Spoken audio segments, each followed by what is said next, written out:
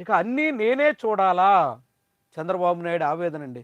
చాలా ఆందోళనతో ఉన్నాడాయన. మొన్న డాక్టర్లు పనితీరు బాలేదు అని జెప్పారు. ఆ తర్వాత అధికారులకి ఏమీ తెలీదు అన్నట్టుగా మాట్లాడారు.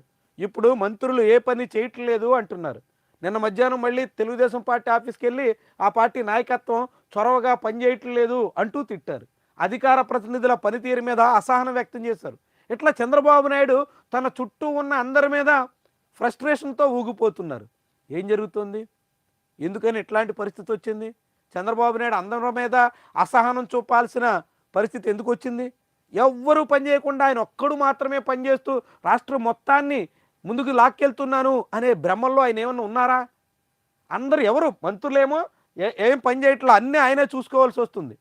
అధికారులేమో ఎవరు సమర్థవంతంగా సాగట్లా, ఎవరి శాఖల గురించి వాళ్ళు పనిచేయట్లా. డాక్టర్లకు అసలు వైద్యమే రాదు, జర్నలిస్టులకు అసలు విషయమే తెలీదు. ఇక ఆయన పార్టీ నాయకులైతే అవగాహన లేకుండా వ్యవహరిస్తున్నారు చంద్రబాబు చెప్పిన మాటల ప్రకారంగా. ఇట్లా ఎవరూ పని చేయకపోతే చంద్రబాబు ఒక్కరే మొత్తం రాష్ట్రాన్ని ఎంతకాలం మరి మోయగలరు? ఎంత ఫ్రస్ట్రేషన్గా ఆయన కారణం చాలా ఆందోళన కదా. ఇంత ఫ్రస్ట్రేషన్తో ముఖ్యమంత్రి ఉండడానికి కారణం ఏంటి అంటే ప్రజల్లో వ్యతిరేకత పెరుగుతుంటే దాని తాలూకా ఛాయలు ముఖ్యమంత్రి మీద ఒత్తిడిని పెంచుతున్నాయా అనే సందేహం కలగక మానదు. లేదంటే ముఖ్యమంత్రి చాలా సాఫీగా తన పరిపాలనని తన టీంని నడిపించాల్సినటువంటి దశలో అందరి మీద అసహనం ప్రదర్శిస్తే ఎవరి తీరు బాలేదని చెప్తుంటే ఇంకేమనాలా? అసలు టీమే బాలేదని టీం లీడర్ చెప్పడం అంటే దేనికి సంకేతం?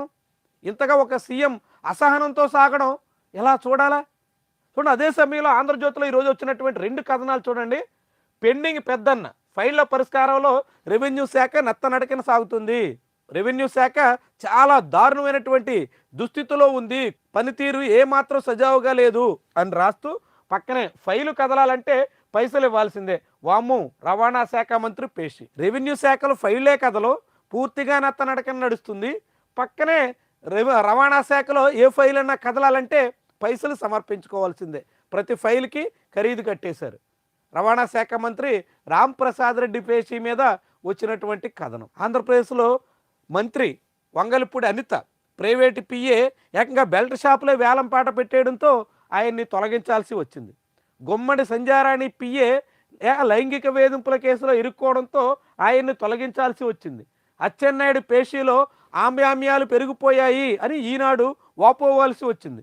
రవాణా శాఖ మంత్రి పేషీలో ఫైల్కి ఇంత రేటు ఫిక్స్ చేశారు అని ఆంధ్రజ్యోతి చెప్తోంది.